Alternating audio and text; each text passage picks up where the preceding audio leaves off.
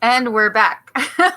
Don't you love it when the internet goes down on you in the middle of a live broadcast? I'm Maria Barcelos, Executive Director of the Gatehouse, and I'm back with Stefan Horodeckyj. We were talking about Stefan's research. He was sharing the results of his research, an analysis of our peer-to-peer support group program survey results from the phase 1 program.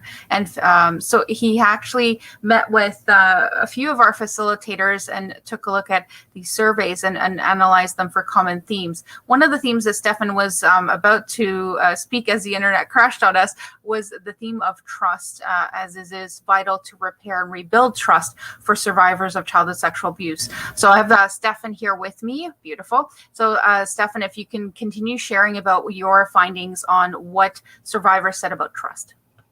Okay, sorry about that. I hope we're not disconnected again, because just a couple of seconds ago, I was somewhere else.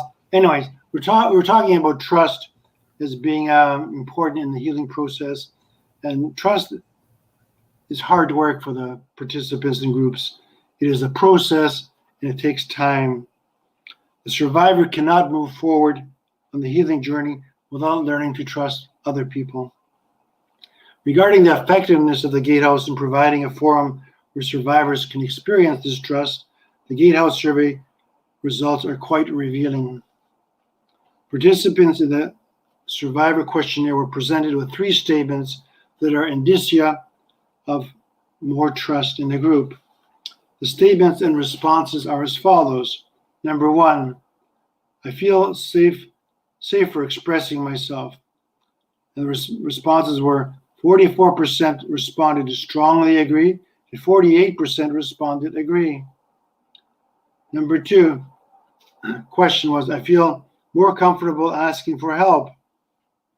42% responded strongly agree, and 47% responded agree. And the third question or comment, I have more positive relationships, and 32% responded strongly agree, and 50% responded agree. The responses show that trust increased for the majority of the survivors as a result of participating in the group. So this is great for the healing process, obviously. Fourthly, we're looking now at the feeling of connectedness to other human beings as being an important factor in the healing journey.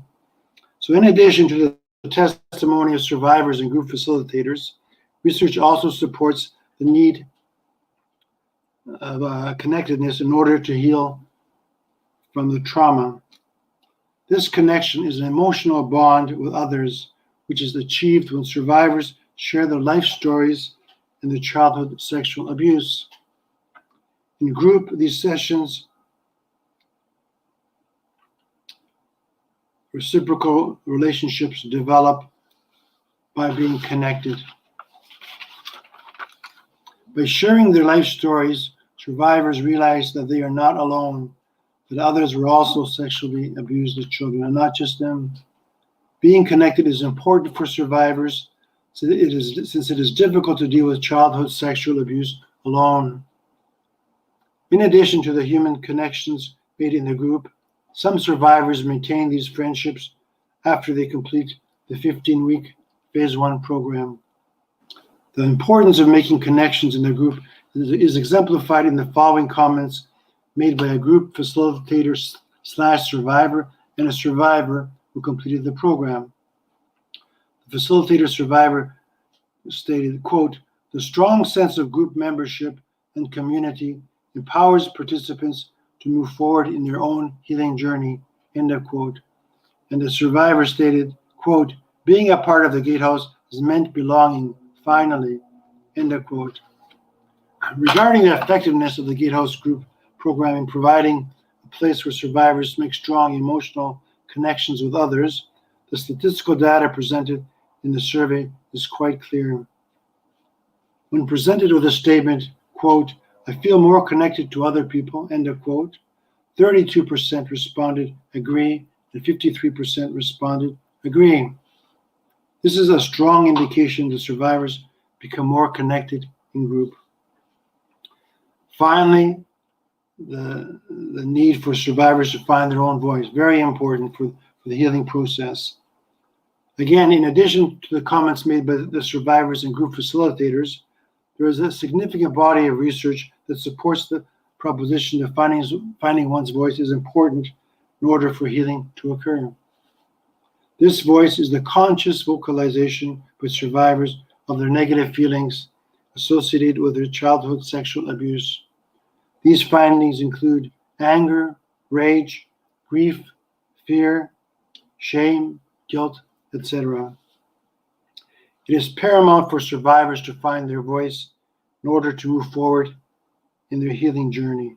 It is hard work and it takes time. As stated by a group facilitator / survivor of a group, quote, I was empowered to use my voice and speak openly to others and to myself about my experiences and build trust and connections with others safely, end of quote.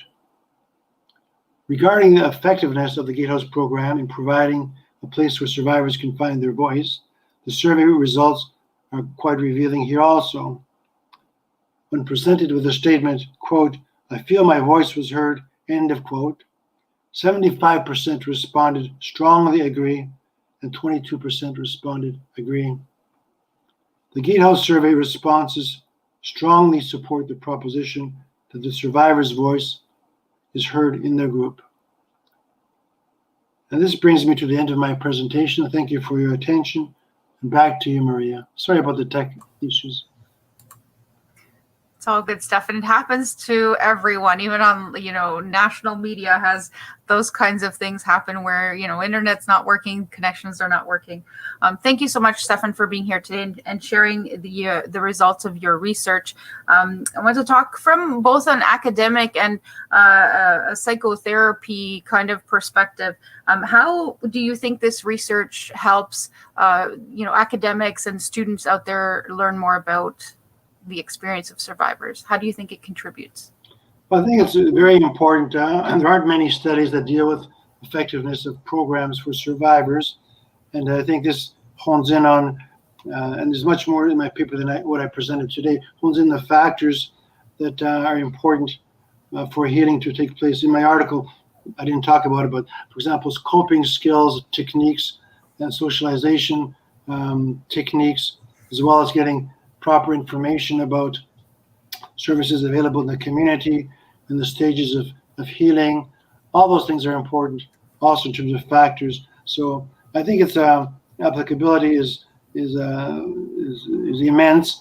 Again, the peer group is just one way of dealing with childhood sexual abuse, but often that in combination with one-on-one therapy and support from family, and then other modalities can all help in the healing process. So I hope more people get involved. And one of the beauties of this article is that it has a worldwide distribution through this Internet Journal of Restorative Justice. So other people from other jurisdictions and countries can look at it, and hopefully they can do some more research and share their results with the Gatehouse and places like the Gatehouse. Beautiful. Thank you for sharing, Stefan. I find that it's difficult sometimes to find research, as you mentioned, both from research of the effectiveness of peer support programs specifically, which is what the Gatehouse provides, and also research on the impact of childhood sexual abuse on male survivors as well, and the prevalence. It's an underreported statistic because boys don't come forward and don't come forward as often as girls do. And so it's interesting to see that narrative still being out there in society. So one of the things that I think definitely your article is helping is to bring that to the forefront, to bring to the forefront how important it is to have a safe, comfortable space for people to share and rebuild trust, because sexual abuse is a violation of trust. It's a violation of boundaries. And I definitely see the value in the work that you've done in helping people understand that. One of the things that you mentioned too, it takes time to heal. And oftentimes in society, people get told messages like, why aren't you over this already? Why is it taking you so long? Or when survivors come forward, why are you coming out about this now? I even see it on social media. There's certain video apps that people are sharing their story more widely, and there's a lot of negativity in the comments section towards survivors coming out and coming forward, which is another barrier to sharing the story, being judged or being misrepresented or misheard. And that's the benefit and beauty of the peer groups, is that it's survivors helping other survivors heal in community, which is a huge theme in the work that you did with the research to supplement the work that we do, which is really great, Stefan. So we're really appreciative of how much you've contributed to the house and how much you contribute on different levels, right? Fundraising to academic to research to facilitating as well. So I just want to say that publicly to you here on this platform.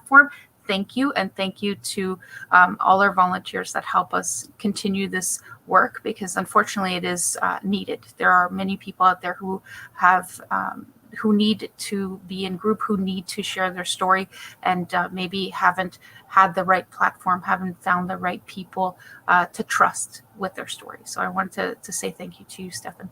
Thank you, and thank you, Maria, for all you do. You've been stellar as a leader and hardworking. I've never seen anyone work so hard and so committed to your job, and it's a real pleasure being part of the Gatehouse family. And I continue to be part of it for many years to come. Thank you.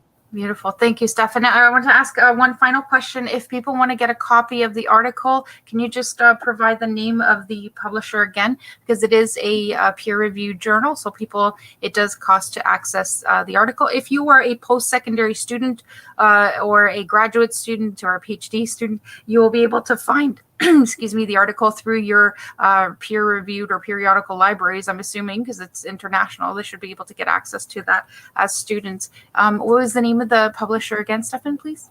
Okay, so the citation of the article is Horodeckyj, Horodeckyj, comma, S, brackets 2020, close brackets, and the title is The Gatehouse, colon, a restorative justice / peer support group approach to healing childhood sexual trauma, end of quote, Internet Journal of Restorative Justice, comma, and then ISSN capital, in brackets online, colon, 2056-2985.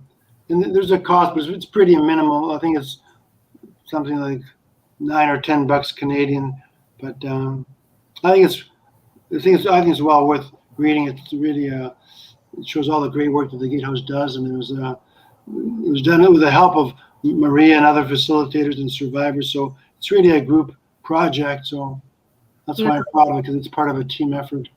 Beautiful. Thank you so much, Stefan. Have a safe and wonderful rest of your day, everyone who's watching this. If you are able to, please share it on your wall. And if you know any students that are looking for information about the effectiveness of peer support groups for their research papers, definitely maybe get a hold of Stefan. He is a volunteer facilitator at the Gatehouse as well. So you can do that through myself. If you want to send me an email, I'll connect you with Stefan through email. That would be great, everyone. Thank you so much, Stefan. Thank you, everyone, for being here. Have a safe and wonderful day. Thank you. Bye-bye.